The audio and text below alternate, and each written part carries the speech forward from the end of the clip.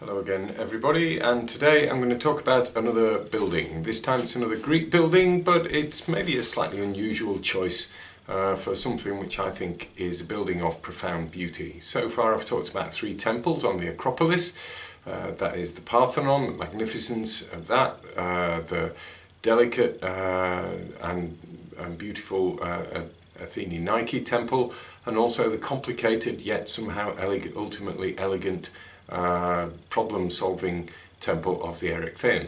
Today I'm going to move out of Athens and go to Epidauros, and anybody who has been there will know that I'm going to talk about a theatre.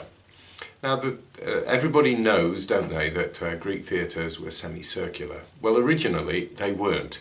Archaeology, places such as Thorikos in Attica, not that far from Athens, has shown that some of the original theatres were more like rectangles, or rectangles with rounded corners, as it were.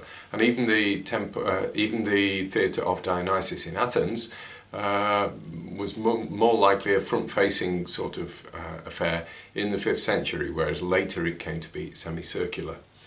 But as time went on, the Greeks developed their architectural skills of integrating theatres mostly into hillsides, and so that gave them the opportunity to harness the natural acoustics of such a building and also to build very big theatres indeed.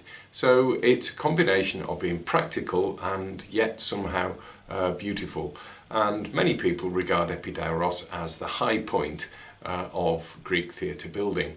Certainly pretty influential on theatre architects in later times, as we shall see with one very famous example. So, at Epidauros, it's not especially near a large centre of population. It is, however, next to a famous sanctuary of Asclepius, who was a god associated with healing. And it's interesting that a number of theatres are almost part of sanctuary complexes, so cementing that connection between theatre and religion. So at Epidauros there's a hill into which you can build the theatre, and the theatre architects incorporated those natural acoustics. They needed to have a circular dancing floor, the orchestra, which is where principally the chorus was going to be, and so you need a flat area for that at the base of the scooped out hillside.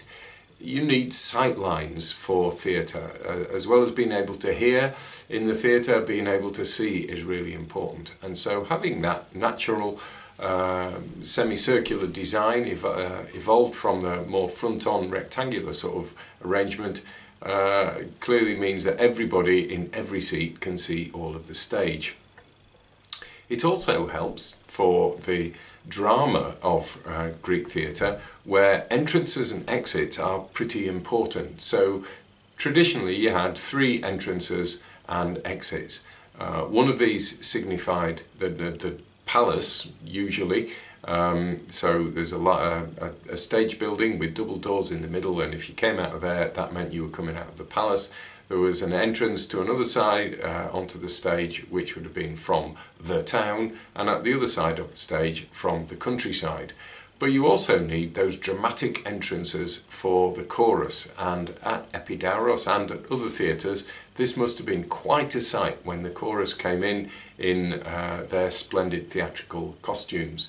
The originals at Epidauros are there a little in the shape of sort of doorways, post and lintel architecture there. But at another theatre in Miletus, there's quite a dramatic parados for the chorus to enter into the orchestra, where you get a tunnel going through an entrance into the orchestra part of the thing, into the orchestra part of the theatre. So it's practical, but yet it's beautiful, as you can tell from the overhead shots.